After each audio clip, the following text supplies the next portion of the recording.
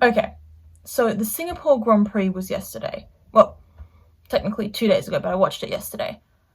And oh my god. You guys, if you didn't watch it, if you're not into Formula One, go get into it first of all.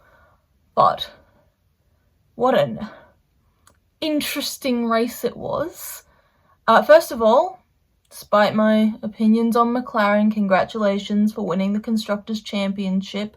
I'm sure that a lot of McLaren fans out there enjoyed that win. I'm not sure they would have enjoyed everything that happened during the race, though, because in lap 1, turn 3, I think, Lando turned into Oscar. Now, some people might say that he was just avoiding Verstappen.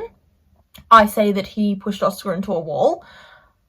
But that's my opinion. He did also hit the back end of Verstappen, ending up with front wing damage, which I'm surprised that McLaren didn't change his front wing. I know it wasn't causing any damage, but it doesn't seem like, it seems like something they probably could have done. I don't know. I think they didn't want to have a long pit stop. But speaking of long pit stops, the McLaren curse struck again. This is the 3rd or 4th Grand Prix in a row where they have had an incredibly long pit stop for one of their drivers. I mean, it was Lando in Monza and at Baku. Now it's Oscar here. I think there was another one at Zandvoort as well. Oh, but no, Zandvoort was just the retirement for Lando. Yeah. Either way, interesting time for the McLaren drivers, which, if you still think that Lando's going to win the championship, take another thing. Take a look at that race. Shout out my goat, Max Verstappen.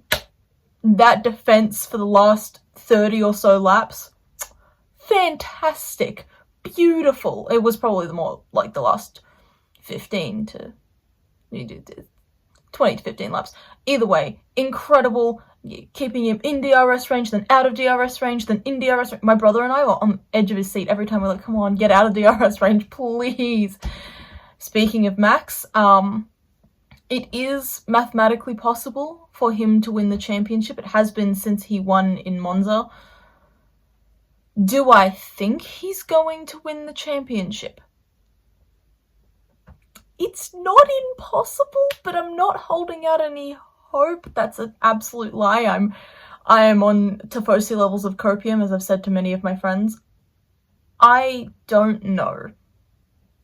I guess we'll see with Austin and the sprint races, because as we know, he's a sprint merchant. So, all I'm saying is that just a few sprint wins and McLaren DNFs and Oscar DNFs. But no, realistically, it's probably going to be Oscar. I mean, if it has to be McLaren, please let it be Oscar.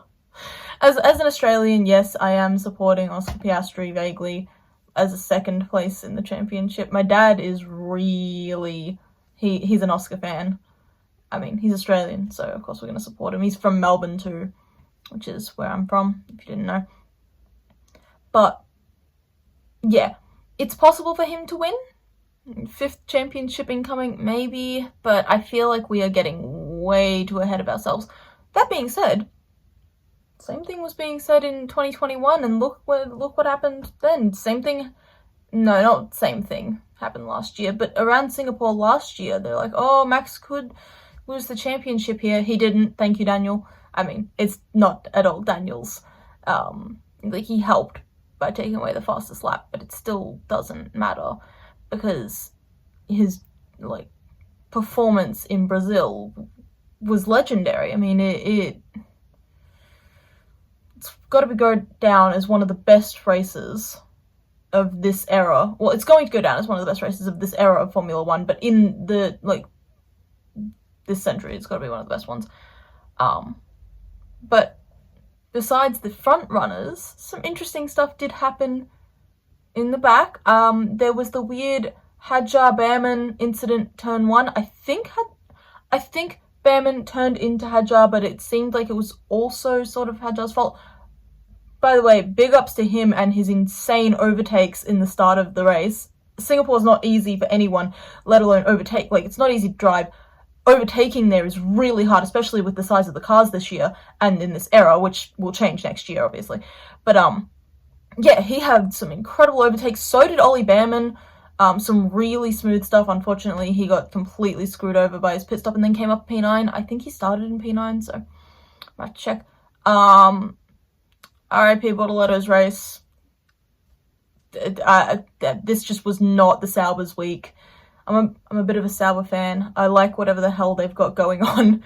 The weird toxic Yowie thing. I don't know. The age gap Yowie. No, they are actually really entertaining, and I was so happy when Hulkenberg got his first podium at Silverstone. But yeah, I genuinely believe that Bortoletto, once, I don't know if it'll happen when it's Audi, but I feel like if he moves to a top team, which I feel like he will. I mean, Sauber has historically been the junior team for Ferrari, but it now looks like it's Haas, so I don't know if they'll pull up Bortoletto into Ferrari, if they'll pull up Behrman into Ferrari. I think it's more likely Behrman, but Bortoletto absolutely will be looked at by Aston Martin, especially if Alonso's going to be retiring in the future. He'll definitely fight for him to have a, better car. What I'm saying is, he is an absolutely underrated rookie who has so much talent. Him and Hadjar are probably, I mean, all the rookies are really talented. I think Antonelli has a lot of pressure on him. Everyone's poising him to be the next Max Verstappen. I've spoken about this with my friends, and I've probably spoken about it on here. That is a huge problem that the sport has faced, is so many teams searching for the next Max Verstappen, but they're not going to get it. It's not something that's possible to get. You can't be the next whoever. He was poised to be the next Lewis Hamilton. Who's going to be the next, Michael Schumacher? It's not the same at all, because people race completely differently, drive differently, have different stories, different ways of, fighting. And yeah, I think he could be a very good talent. I think Antonelli probably got moved up to Mercedes too quickly.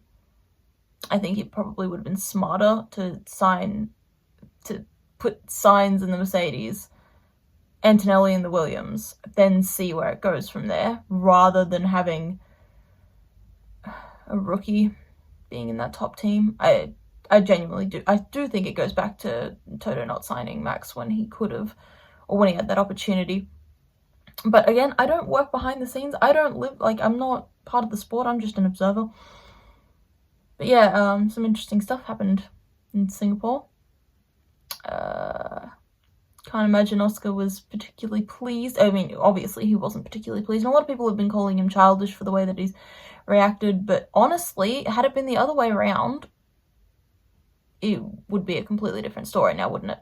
I don't think that no penalty should have been. I think there should have been a penalty for that. But again, I'm probably biased.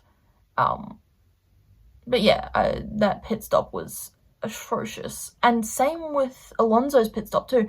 It was bad. It was not good at all. But yeah, some interesting stuff that happened there. What else happened? Oh yeah, Hulkenberg spun off for a little bit. We thought there was going to be a safety car, and we were hoping there was going to be a safety car, but there wasn't. Congratulations to George Russell, obviously, for winning.